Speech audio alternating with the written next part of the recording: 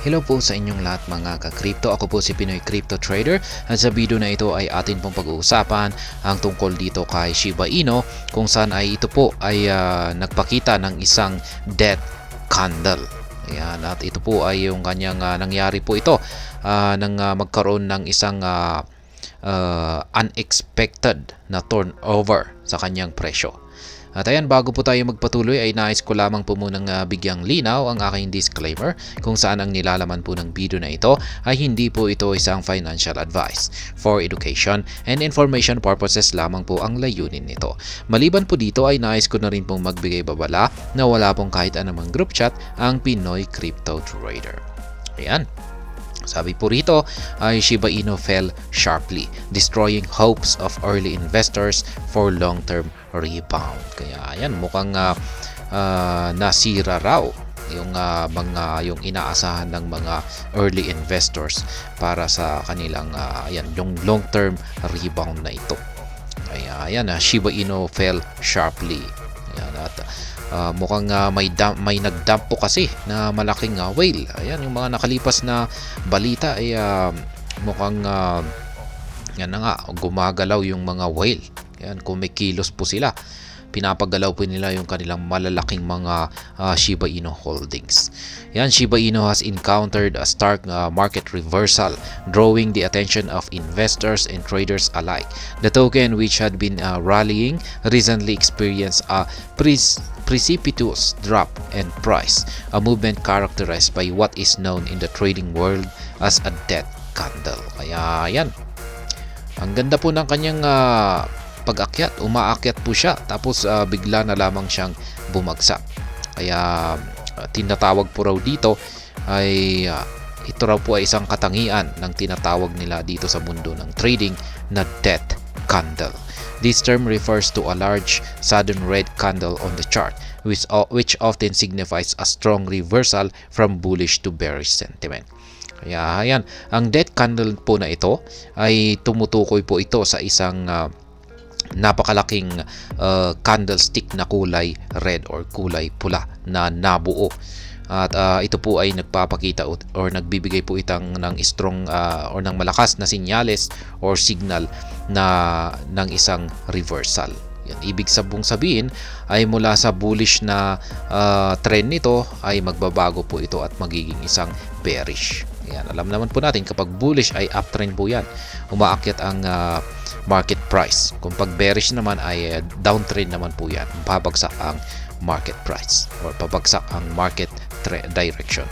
This unexpected turn event is reflective of a broader sentiment shift among SHIB holders, particularly so-called whales who hold substantial amounts of the tokens. Yan na nga yung sinasabi ko kanina. Mukhang kagagawan po ito ng mga whales. Yan, sa mga hindi po nakakaalam ay yung mga whales na ito ay ito po yung talagang malalaki yung kanilang hawak na Shiba Inu tokens. At kung sila po talaga yung makapagbenta ay or mag-take profit ay maapektuhan po talaga yung market price ng Shiba Inu. Ayan, these major players have begun to sell their holdings rapidly, a move that aligns with the market's logic considering the stalemate that precedes most corrections. Kaya yan po, pagkakasabi po rito ay nag-umpisa na raw po na magbentahan yung mga whales. Kaya ayan, mukhang nag-uunahan pa sila. At nangyayari po ito, ayan kung pag nagkaroon daw ng stalemate, yan, or nagkaroon ng corrections.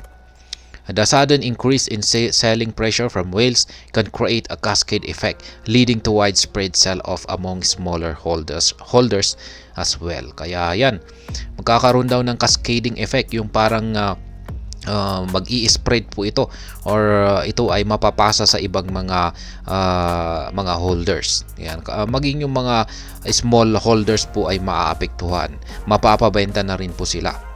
Kaya yan po ang nangyayari dito. Kaya yan, nakikita po natin yung chart dito. Yan ang nabuong isang napakalaking death candle. Yan, tinatawag nilang death candle.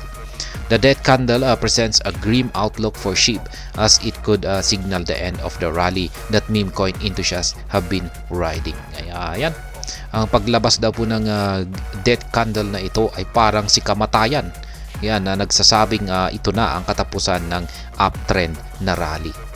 Kaya yan, the sharp drop in price not only shakes out weak hands but also undermines confidence in the asset's immediate future. Kaya yan, tanggal po. Yung pagbagsak na po ito, yung sharp, yung mabilisang pagbagsak na ito ay talagang matatanggal po yung mga weak hands dito. O pag sinabi nating weak hands ay ito po yung talagang hindi na po nila talaga kakayanin na i-hold yung kanilang loss sa kanilang holdings dito kay Shiba Inu. Kaya mapipilitan po silang mapabenta.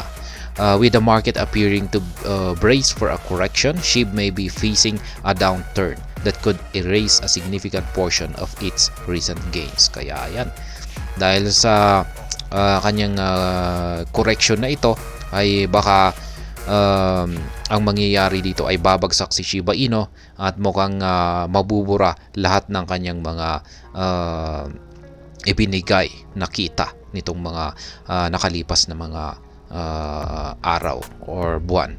Kaya yan, current market conditions for SHIB seem to be a textbook setup for a substantial correction. The trading volume accompanying the downward turn suggests a strong market consensus leading to a bearish side. Kaya yan, mukhang isang matinding correction daw po ang magaganap ngayon kay Shiba Inu. Kaya babagsak po siya ng ayan, yan po ang mukhang mangyayari ngayon kay Shiba Inu. Additionally, the relative strength index, a momentum indicator, has likely retreated from higher levels, confirming the reduced buying pressure and increase the likelihood of a downtrend. Kaya yan, nagpapakita na rin ang RSI na indicator ng mukhang magkakaroon ng yan, lumalakas po yung signal na babagsak ang market price ni Shiba Inu. Kaya ayan, dito naman po ay kay Cardano yan. Ayan, dito lamang po tayo kay Shiba Inu. Kaya yan na nga yung mga nagsisilabasan na mga signal rito. Ayan, kay Shiba Inu. Ayan, bumabagsak po siya para magkaroon ng correction. Pero ayan, bakit naman tayo matatakot rito? Kung magaling naman po tayo sa pagtitrade or pag-i-spot trading ay dapat nakapag-take profit na po tayo rito nung umangat po siya. At syempre magsasaya po tayo ngayon para makabili na naman tayo sa mababang presyo sa kanyang correction. Yan, makakabili na naman tayo para madagdagan na naman yung ating yung ating nabenta nung umangat ito ay mabibili ulit natin para kung sakaling aakyat ulit ito ay meron na naman po tayong ibenta. Kaya hindi naman po masama yung kung pag bumabagsak itong si Shiba Inu. Binibigyan po tayo ng pagkakataon para makabili ulit at para muling kumita kung sakaling ito ay naka-recover. Kasi correction lamang po ito. Ayan, babagsak lamang po siya para magkaroon ng correction. At pagkatapos niyan ay tuloy pa rin yung kanyang pag-akyat. Kaya maganda po yan. Diyan po talaga kumikita ang mga traders kung pag nagkakaroon ng correction. Ayan, buy low. Ayan, buy. Siguro yung tamang term dito ay buy at the correction, sell at the rejection. Ayan, siguro. Ayan, rejection sa mga resistance line. Kaya, ayan po siguro. Kaya, ayan, hanggang dito na lamang po tayo sa video na ito. Sana po ay inyong nagustuhan ang aking paliwanag dito. Kung inyo po itong nagustuhan ay pakiclick lamang po ang like button nito. Para naman po sa mga bago lamang dito, kayo po ay aking inaanyayahan para mag-subscribe. Pakiclick na rin po ang bell icon nito dahil ito po ang siyang magsisilbing notification nito sa mga bago kong videos na akin pong ina-upload sa aking YouTube channel na ito. Marami pong salamat sa panunood. Ingat po tayo lagi at God bless po sa ating lahat.